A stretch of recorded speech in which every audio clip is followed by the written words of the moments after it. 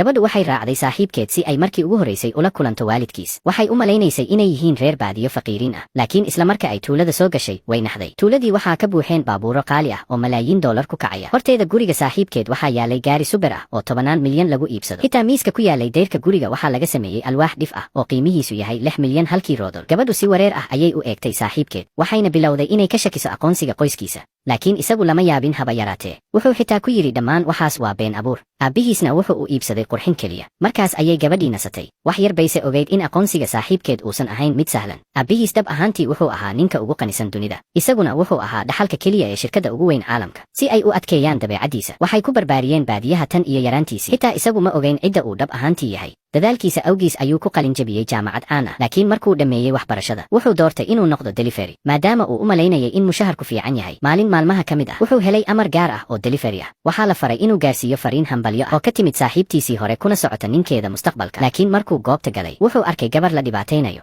Isla markiiba ayuu badbaadiyey. Kadib wuxuu ku shiday meegii dhammaan dadka hortooda. Wax yar kadibna waxaa soo baxay codka ekistiisa oo ku eedeynaysay nin la yiraahdo Blake. Markuu ogaaday in argoosi ku soo wajahan yahay, wuxuu si degdeg ah ula baxay gabadhii. Laakiin markay hotelka ka baxeen, gabadhu way joojisay, iyadoo xusuusatay in hooyadeed ku qasbayso inay guursato qoyska Blake si ay u hesho taageero. Waxay ka codsatay ninka inuu iska dhigo saaxiibkeed oo uu la tago gurigeeda si hooyadeed u joojiso guurka la qorsheeyay. Ninku wuu diidi rabay, laakiin markuu xusuustay aabbihiis oo ku boorinayay guur, wuu aqbalay. Hase yeeshee hal shardi ayuu ku xiray: inay marka hore la kulanto waalidkiisa si ay uga caawiso la tacaalidda. Markay ogolaatay, waxay isla markiiba ka tageen hotelka. Dhanka kale, markii qoysku maqleen in wiilkoodu gabar guriga keenayo, waxay bilaabeen inay qariyaan hantidoodii qaaliga ahayd. Awowgii xitaa wuxuu ku yiri kariyaha inuu diyaariyo cunto guri caadi ah. Heerka keliya wuxuu ahaa hala muujin hantida. Intay daboolayeen baabuurta qaaliga ah, lamaanihii ayaa ugu dambayn yimid tuulada. Markay gabadhu aragtay baabuurta malaayiinta ah, way wareertay. Mid ka mid ah dadka tuulada ayaa si degdeg ah u yiri, kuwa kani waa mootooyin koronto ah oo duqoobay, qiimahooduna waa 20,000 keliya. Waxaa la yiraahdaa nooca Olombiga ah. Qof kale ayaa yimid oo ka saaray astaanta gaarigiisa, isagoo ku andacooday inay tahay been. Intay gabadhu wax kale weydiin rabtay, Blake ayaa yimid isagoo wata 10 ilaalo, wuxuuna xirtay jidkii isagoo isticmaalaya awoodiisa.